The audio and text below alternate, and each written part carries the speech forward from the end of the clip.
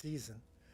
And the intention is to provide a space for new Muslims and for those who are reviving their faith, where they can get a pure, direct look at the foundations of Islam and be able to ask the questions that they need to ask concerning how to implement Islam.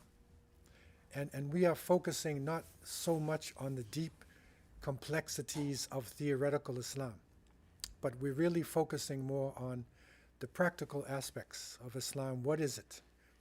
And how can a person make a transition from their present way of life into an Islamic way of life? What are those aspects of their previous life that they can maintain? And what are the aspects that they should leave? And so really the intention is to be as practical as possible. And at certain points, we focus on seasons and events that will be of interest. And alhamdulillah, we've gotten a lot of people online following us, even from different countries. And there are people who are embracing Islam. So at this time of year, especially in what is known in the north as the holiday season, the winter season, we need to focus on certain images, certain understandings for those people who are recently coming into Islam. What we have reached, or we have established, is the fact that the whole essence of Islam is for the person to purify themselves. And there are so many challenges, obstacles in the world that we are living in. There are so many ways that we can be deviated from the straight path to Allah subhanahu wa ta'ala. So what Islam really is doing is helping us to stay on the straight path. Because we are all making mistakes, constantly making mistakes. And how can we continue to purify ourselves and to renew ourselves so that we can continue being Muslim? And so literally, Islam, the essence of Islam is, in a sense, tahara. It is purity. And there is, of course, the essence of it is taharat al-i'tiqad, and that is the purity of faith. So when we are talking about, or when we are stating the kalima, that there is no God but Allah, la ilaha illallah, we are literally purifying our concepts of the Creator. So that if there are any wrong understandings that are there, that needs to be removed so that we have a direct connection with the Creator of the heavens and the earth. Prayer itself is a form of purification because during the rotation of the day, we're able to stop and purify our thoughts, and then, of course, purify our bodies, because you make salat with tahara. And that goes on. It's early in the morning, before the sun rises. It's early afternoon, late afternoon, sunset, in the evening. And so the rotation is strengthened with purity. Zakat, the giving of what is due to those who are poor and needy, is not just charity when you look down on somebody, but zakat literally means purifying. So zakat al-mal is the purification of your wealth. And that's a different look, because people would think that it's just charity. You're giving to somebody lower than you. But no, the one who really benefits from the zakat the most is the one who gives the zakat. Because by giving zakat, then the wealth that they have been tested with is purified. Fasting in Ramadan, of course, is purity of body, mind, and soul. And that we understand, with the fast, literally burning away some of our toxification and helping us to think straight. Also, the Hajj itself is sort of a combination of all of these aspects, and the intention of the Hajj is Hajj Mabrur. That is, that our pilgrimage would be accepted, and the pilgrim who completes the Hajj properly then comes back as a newborn baby. And that really is the purest form of human life when the child is first coming into the world. So in a sense, we could say that Islam cleanses our daily life. And we have looked at cultural traditions and set down some foundations, some general parameters in terms of the fact that Islam deals with our cultures, but it takes away the negative aspect of the culture, especially the superstitions and those customs that are based upon the worship of created things and not the Creator. And within this foundation of Islamic daily life, there is dhikrullah. That is the remembrance of Allah subhanahu wa ta'ala. And that is supposed to go on constantly. It's not just at prayer, because prayer is a form of dhikr. But even during the day, we want to do something, we say, inshallah, God willing. Something happens good, we say, mashallah. Right? So we're constantly remembering the Creator. Okay, so dhikr is really important. And there are forms of dhikr that can help us to actually get rid of or remove fear and anxiety when anxiety comes. And people have a lot of anxiety and fear today in this world. Another aspect of the foundations of the daily life is dua. And that is the direct communications with the Creator that Allah has blessed us with, to be able to directly communicate with the Creator of the heavens and the earth. And that is a blessing to have that communication, because in many ways of life, you have to literally pray through somebody else. So you go to your priest, or you go to the monk, or you go to the idol, and you pray through the idol. In some parts of the world, they are praying through ancestors. Okay, but for a Muslim, you have direct connection with the Creator. And that itself is a blessing. Also, part of being a Muslim, because this is what we're looking at now. Somebody might say being a Muslim means you wear a certain type of scarf, or you grow a beard, or you eat certain foods, you speak Arabic. No.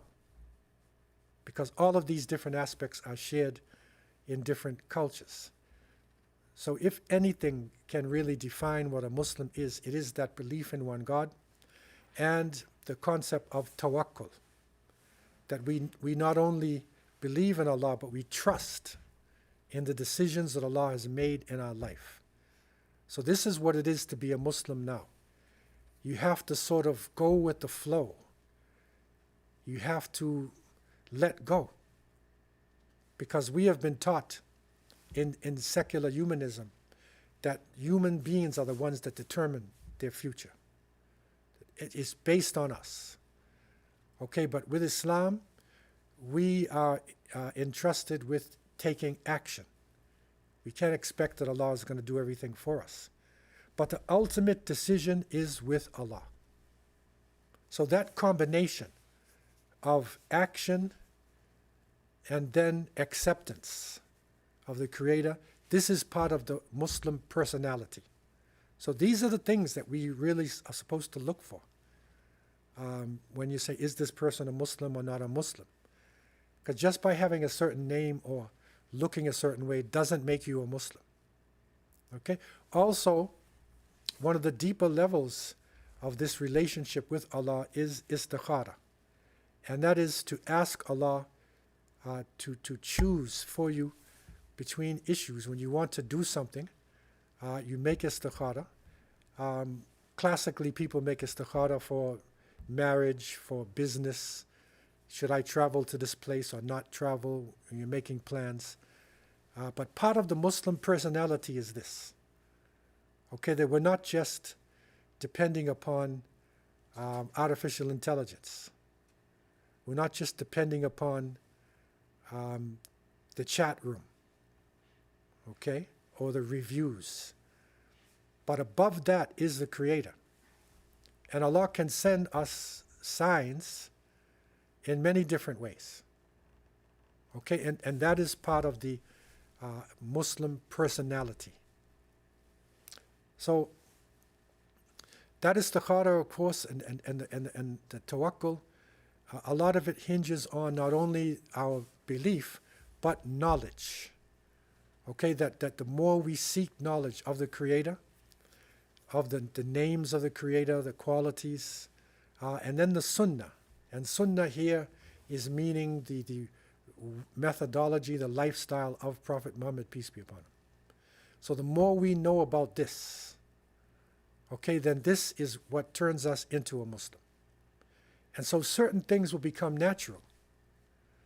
Certain things like, eating with your right hand, or, doing certain things, lowering your gaze, or, it'll become natural. And you'll be surprised that when you travel to different parts of the world, you will see this in people from different cultures. And you can literally see a Muslim personality. And you can also detect somebody who is faking Islam, because they may have certain clothes of modesty, but they might be the most immodest person in the room, but yet they have the clothes on. So they haven't really internalized their Islam. So what we're seeking now is to get more and more of this way of life and to internalize it. And that will give us a sense of optimism. They say the win-win. Either we will be successful in this life or the hereafter, but that optimism, that there is positivity at the end, this is part of the Muslim personality. So the more we can take on this personality is the better off we are, and the closer we can get to the Creator and to the practice of our Islam. Okay, so what that will develop as we have come to the conclusion in these last few sessions is that Islamic way of life should make things clear. Things in the world should become clearer for us. Whether it's reading about history, whether it's listening to the news, reading about the news, things will come clearer. The more Islam you have, is the clearer things are going to be. And also courage. It gives us more strength, because we know there's other powers in this world other than just materialistic powers. Okay, and having that connection with the Creator also gives us wisdom. Okay, and that is hikmah, to put things in the proper perspective. Okay, so these are pillars of the Islamic way of life. And of course, the purity. That purity is the essence. And that will lead us to trusting in Allah subhanahu wa ta'ala. So these are sort of the pillars of our Islamic way of life. And this is what we are searching for when we are traveling to different places, we are meeting people, or when we are growing, just growing as a Muslim. So, as I said, at certain points in the year, it is important for us to focus on certain aspects, because we have a lot of new people online. Questions are coming. People are embracing Islam. And up until today, even though information is circulating, people are still surprised when they come to the northern countries, when they see certain signs and certain symbols around them. It is a shock, especially for people who are coming from tropical areas. Because if you're living in a tropical area more toward the equator, we don't have dramatic changes in the seasons. Okay, there may be a rainy season and a dry season. But if you're living in this tropical area, it's basically the same. I was communicating with somebody who's in Indonesia. So the area of Indonesia and Malaysia, that sort of area, it's usually somewhere between 28 degrees and 33 degrees, like most of the year. And it doesn't really go to extremes, even in the heat. And rain is coming regularly. They're used to rain. Almost every day it might rain. But it'll only rain part of the day. You see, so it's got a mellow type of atmosphere with rain falling and life constantly around you. And so coming north, especially here in Canada in the far north, we are bombarded by different symbols and different changes. And the change we're going through now is what is called the winter solstice. And this is dramatic, especially for a Muslim, because even with our prayers, after the summer season, when the days were so long and the nights were so short, now we're making Maghrib prayer and it's not even 5 o'clock. Think about that. And if you think about, say, June and July, when Maghrib was what? Somewhere, around 8, 9, Asa was the time people are making their evening prayer, their Isha prayer. Okay, but now it's a big change. This is the solstice. And this solstice is even stranger when you go far north. Because if you go to the northern parts of Canada and the northern countries, you'll find that it'll actually be dark outside all the time. And it will stay like that even for a few months. Okay, so this had a big impact on people. And human beings, for the most part, because we're part of the natural world, we take signals from nature. So we're taking our signals. And we take signals from the different movement, of the planets, from the heavens, from the stars. And people base their religions on this. And this is important for somebody coming into Islam, because you may be coming into Islam from a way of life that based a lot of its understanding on, say, astrology, on the zodiac, okay, and the movement of the heavens. So now you're coming into a way of life that is not based on that. These things are relevant in the natural world, but it's not the creative power. Also, as I said, the seasons. And some literally religions are based on the seasons. And there's nothing wrong with that, because the seasons have a big impact. And if you are in the Persian area, and you'll still see Muslims celebrate this Nowruz, when the Nowruz comes in, which is spring, the spring seasons. So when Nowruz comes in, it is really important. And in the ancient religions, it had something to do with their understanding of God, okay, like nature. And I remember being in Cape Town, and the Cape Malays had a practice of, especially in the spring season, they had this practice of cutting the rumpies, they called it. And so literally there are certain plants, citrus plants and whatnot, they would make a nice bouquet at this Nowruz time, and then the men would wear this in the masjid and, really, wear that. And then one day a scholar came from Indonesia, from that part of the world, and was surprised when he saw this. And he said to the Cape Townians that you need to watch out, because this could lead you into shirk. This could lead you into polytheism. And many of the Cape Townians, they were insulted by this, because this is our tradition. But a historian who was there and who understood the culture of Indonesia, because these Cape Malays came into South Africa as enslaved people, indentured laborers. They were forced to come into Cape Town and South Africa. And what he showed is that this was an ancient Buddhist, Hindu-Buddhist practice that was done. And so the Muslims, being in that part of the world, and some of them being Hindus and Buddhists who actually came across, they brought that with them. And over time, it sort of broke down, and so the Cape Malays thought cutting the rumpies was Islamic. This was an Islamic practice in the spring. Okay, so, but the reality was that it was connected with nature. So, as a person coming into Islam, be aware of this. Be aware of some of the practices that your family may have, your people may have, which is based in this season. Okay? And then, of course, sun worship.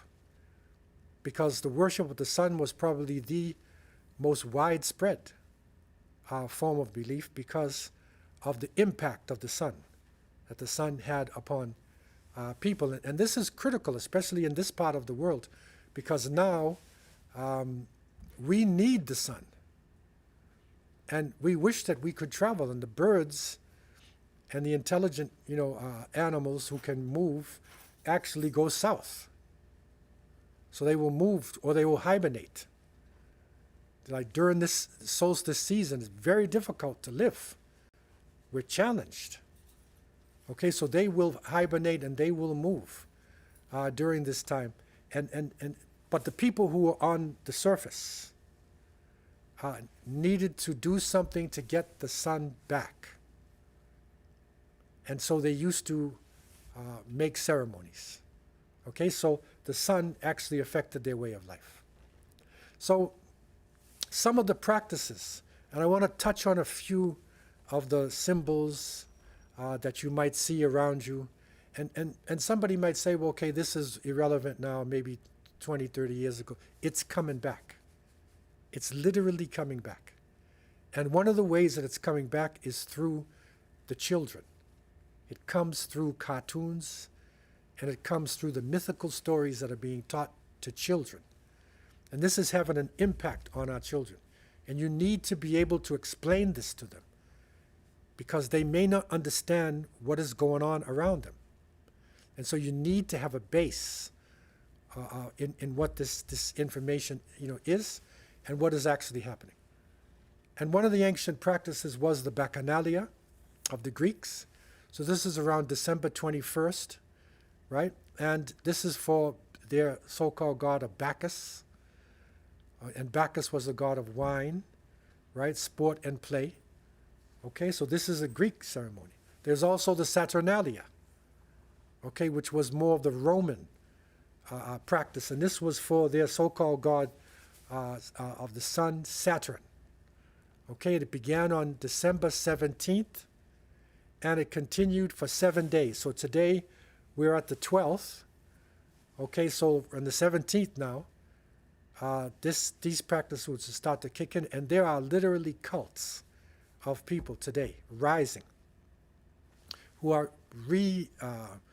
revisiting some of the pagan practices in their rebellion against Christianity. And so the Saturnalia, the Bacchanalia, one of the big aspects of this time was drunkenness and obscenity. So these things would happen during this time, and confusion. It's like disorder that would happen. Okay, and so these things would go on during this time. And in the north, with the Druids, they celebrated for their sun god, and with their temples, with roofless temples. And they had a special plant which is called the mistletoe. And so they believed that this mistletoe actually had godlike powers. Okay? And this, of course, it was phased out, but it's coming back. And you're going to start to see some of these symbols coming back. And you might see questions being asked. The Germanic people had their feast, their celebrations between the 12th night from December, or the Feast of the 12 Nights. It's from December 25th, and it goes until January 6th. Okay, December 25th to January 6th. This is why you'll see a difference in the Roman Catholics' celebration of Christmas, December 25th, and the Greek or the Orthodox celebration, which is more on, I believe, the 6th or the 7th, is at the end of the 12 nights. Okay, so these are the pagan ceremonies that were going on. And one of the images, which is returning back in different forms, that is Mithras. And for those of you who are new, this is something to look up. Be aware of what this is. And Mithras was the so-called sun god, or a mediator between humanity and the Creator. Okay? And his birthday is December 25th. Because people say, why December 25th? What is so important about it? Although today, what's happening with December 25th, it's just materialism. Materialism is overcoming everything within this time. Okay, but Mithras, his holy day was Sunday, right, which is now the Christian holy day, and not Saturday. Okay, that's the change. And they called it the Lord's Day. That was the day of Mithras. And so these are being implemented now in the society. However, we are being told that Christmas is the birthday of Christ, of Jesus. Okay? This is what we're being told. And again, many of us, we have our children in public schools. You may, even down to the level of nursery, kindergarten, and whatever it is, you're going to have questions. There's going to be certain things that's going to come at us. So you need to be aware and to be able to explain these issues. Okay? And so what they are saying, it is December 25th that the shepherds came in Jerusalem. Okay? And the flocks were outside. And of course, this, number one, is a lie because it's cold outside. And there's storms going on right now in that region. And that is the reality of this time of the year. And so Christmas itself was not actually the birthday of Christ. And according to our sources, Isa alayhi salam, Jesus was born in the warm weather. Because according to the Quran, his mother then was pregnant and then was told to go out and to shake the palm trees, the dates, and the dates would be ripened. And the dates ripen in July, in August. Okay, so the real historians of Islam and those who really understand Christianity would say that Isa alayhi salam was actually born in the warm weather. Okay, not in the cold, not in the middle of the solstice. Okay, so these things collided. When the teachings of Jesus now entered into Europe, and these pagan practices were there, it collided. It came together and changed into a different form. And this is something to be aware of. And Muslims are not free of this either, by the way. Because in different forms of Islam, in different parts of the world, when Islam went into Buddhist areas and Hindu areas or Christian or Jewish areas, practices come in. And I gave you the example of Cape Townian Muslims who actually had Buddhist practices, Hindu practices of Nowruz, the spring season, and didn't even know it, and thought that it's like Sunnah, or thought that this is their Islamic way. Okay? But the reality is, it's something else. And this gift giving that is happening now, it actually started with the Saturnalia. They would give gifts to each other. It was part of the practices that happened in those ancient times. And this gift giving has gone out of control. And we now have Black Friday and Black Saturday and whatever. Now it's whole Black December, what it is. You go to the malls now and people are in a state of insanity. Even driving on the highway now. It's like people are drunk. And a lot of it is just to get the sales. You know, it's about buying gifts. Another thing that people might question about, or you may be questioned about, is decorations. Okay, why are the lights going up? But these lights were put on the temples of the Bacchanalia and the Saturnalia, especially the Saturnalia. They put these around the temples, and this is where the lights are actually coming from. So it is a pagan practice as well, which is instituted in the name of Christianity. And the chief character in this time of year is Santa Claus. It is Santa Claus. And this character, there's a major program. I think they had the Santa already in Toronto, to visit Santa downtown. And this is a strange character, okay? And traditions will go back to the Bacchanalia and the Saturnalia, because in all of these ceremonies, there was this individual who was heavy set with a white beard, and in one painting, he was in a sleigh carried by snakes that flew. And he's a strange character. Okay, but now Santa Claus has become the image of Christmas. The reality is that Santa Claus comes from Saint Nicholas. Okay, and Saint Nicholas was actually born in Turkey, in the 4th century AD, right? He was an austere bishop, Christian, and he was actually, for many people, he was the patron saint of children. And it's surprising that the Pope actually, on his Middle East tour, and then he visited Turkey. And for the Pope and the Greeks especially, it's shocking to go to Turkey. And I was surprised myself. And because there are more Christian things in that country than there is in Italy or in any other part of Europe. And this is shocking. How could the land of the Turks have more Christianity?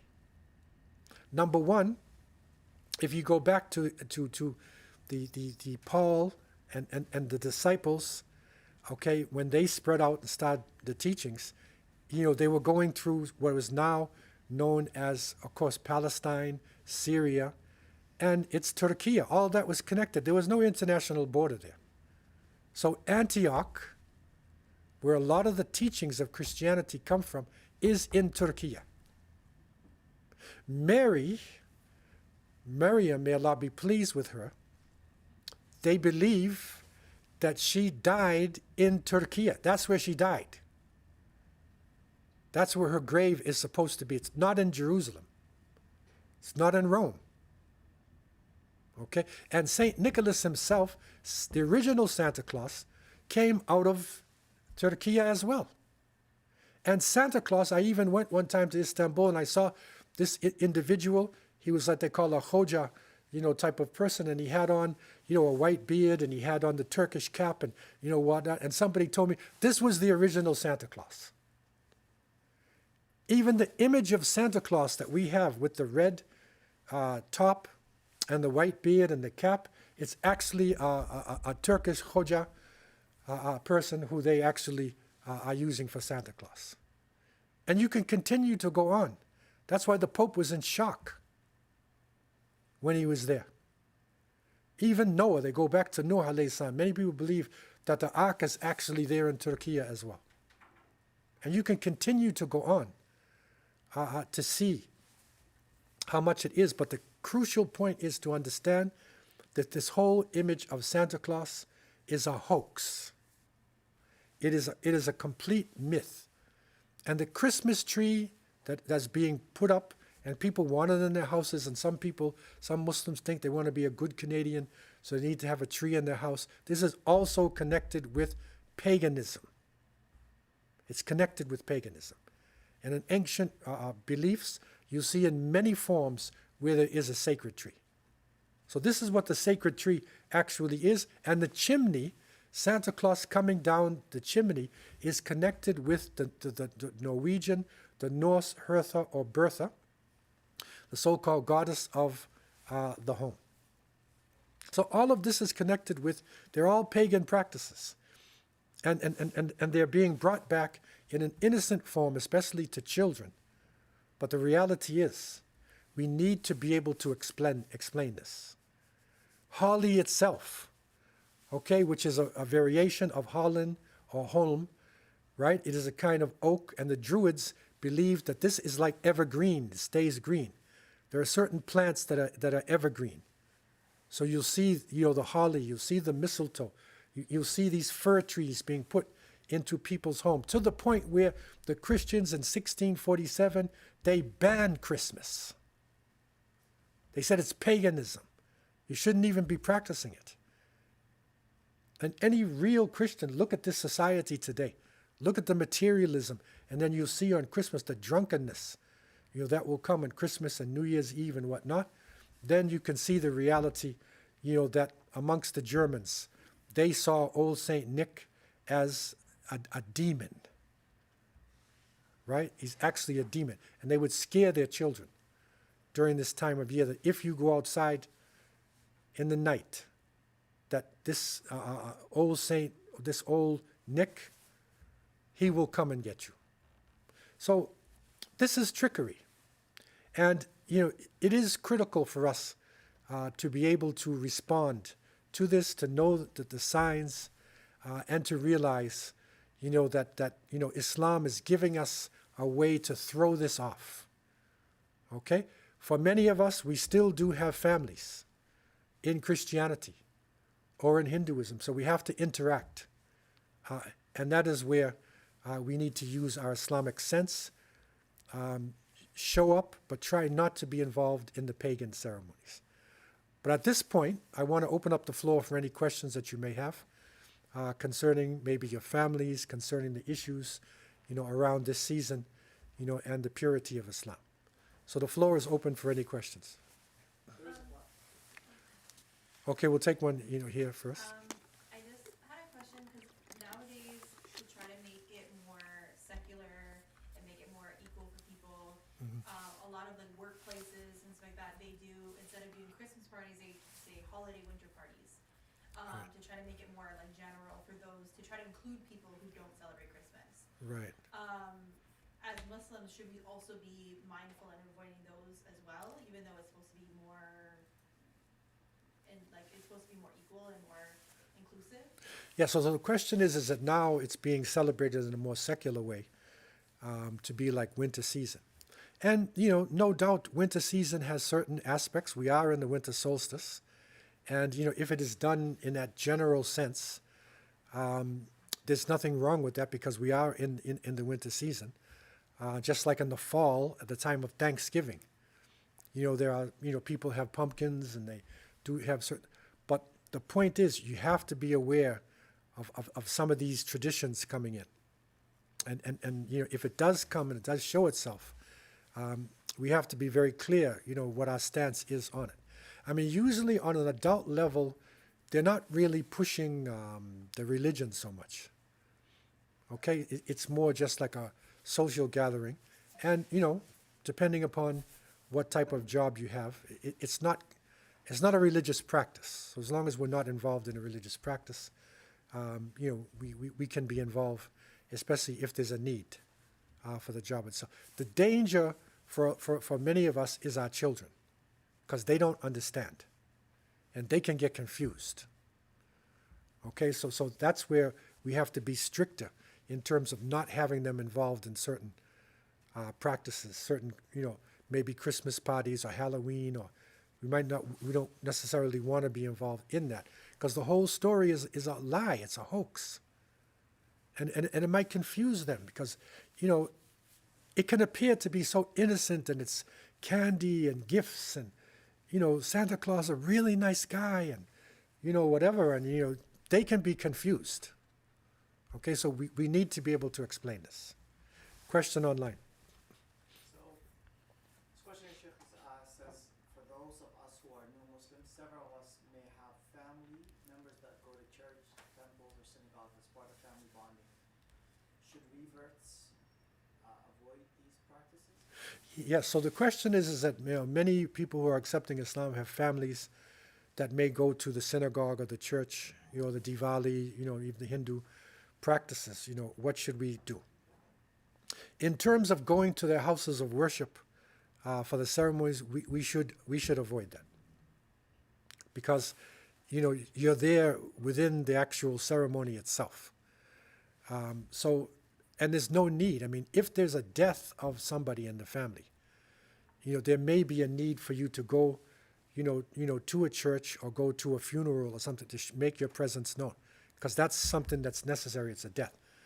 But this is not necessary to have to attend, during that time, especially when we believe, if it's a Christmas mass that they're having, we don't even believe that it's true. It's not the birth of Christ. So it's like hypocritical in a sense to actually be there. And we have to be strong enough to explain our Islam, to them with respect. Now, if there is something at the home, you may visit, the family during the festive season, okay? Just trying to avoid, the pork and the alcohol and things like that. But you may make your presence, felt, during that time. There's nothing really wrong with that. If somebody wants to give you a gift, okay, we don't necessarily reject gifts, but we're not obliged to give gifts to everybody in the family. And that, for me, was one of the reliefs that I had from Islam, actually not having to go crazy buying gifts for everybody. And now the gifts are so expensive that the people are in debt for the next few months. Okay, so use your sense, and the key thing is to avoid the religious practices itself. Question online, anybody has? So in the Quranic testimony in Surah Al-Ma'idah, in verses 75 to 77, the translation is saying, the Messiah, the son of Maryam, is but an apostle, and apostles before him have indeed passed away. And his mother was a truthful woman. They both used to eat food. See what the Quran is saying? She was a truthful person, and they were humans. They ate food. They were hungry. Then the Quran continues, and it says in translation, see how we make communications clear to them. Then behold how they are turned away. See, so the Quran, it's clear logic, that is there, but people turn away from this. In Surah Al-Ma'idah, it also says, say, do you serve besides Allah that which does not control for you any harm or any profit? And Allah is all-hearing, the all-knowing. Say, O followers of the book, meaning the Christians and the Jews, be not unduly immoderate. Don't go to extremes in your religion. And do not follow the low desire of people who went astray before and led many astray and went astray from the right path. Look at this verse. It's saying to the people of the book, don't follow the Saturnalia. Don't follow the Bacchanalia. Don't follow the paganism. Right? Don't exaggerate in your religion. So this is the last testament, which is giving, guidance to humanity. And it's a crucial, it's important for us, to stand up for the oneness of Allah, and to avoid getting caused in confusion, especially our children. It is really crucial. So in conclusion of this particular class, are there any other general questions that anybody has concerning this? What about children making snowmen? Is there anything wrong with that, or is there any concern about that? Yeah, making snowmen, there's really nothing in the sense that, generally the snowman is, it is a very rough form anyway. So something like that is nothing wrong.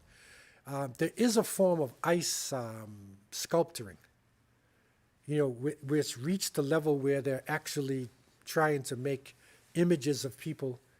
It can even go into a religious thing. So our problem is, making images of human beings and animals, especially when it's trying to be lifelike. But the snowman wouldn't come into that category. That's just a very rough thing and very simple thing. Nothing wrong with that. Any questions online that anybody has? Now, yeah, one more. Go ahead. If someone is going to be offended, like if someone in your family who might be like like senior or elder who who might get offended that they're buying you gifts for a certain holiday, even though you tell them I don't celebrate it anymore, you don't need to buy me a gift, but they get offended that they're buying you something and that they expect something back from you. Is it okay to do it in a way of just to try to keep that relationship and to try to show respect to them to buy them a gift back, or should we just still 100%? Right. So this is a good question, and in a sense that, number one, if somebody's close to you, really close, especially an elderly so the question is, if somebody's elderly and in the family and they're giving you a gift and they expect something back, I mean, would it be wise to do this because of the closeness? Like, how do we deal with close family members, and whatnot? We definitely have to have wisdom when we are dealing in this area, and accepting gifts is okay, because there's nothing wrong with accepting a gift. The only thing, of course, if the person is giving you, and I don't believe they would if they know you're a Muslim, but they're giving you a fifth of like whiskey, or they're giving you whiskey or rum, or pork or something like that, then we're not going to accept that. But that's, of course, an extreme. But accepting a gift, there's really nothing wrong with accepting a gift. But giving a gift, in a sense, our position should be clear, to our family and those around us. But if it's really going to hurt somebody, if the harm is going to be more than the good, then I don't see anything wrong in that case with doing that. Because sometimes, that gift that you give or that kindness that you show might even help that person to become Muslim. And I've seen people in my own family and other people's families that when you showed kindness to them, and you showed some tolerance and whatnot, it actually helped them to enter into Islam.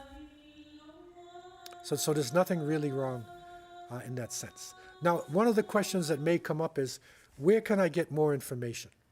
Because I've said a lot of things, and I want to let you know that this is a new edition of a book that I had done some years ago called Holiday Myths.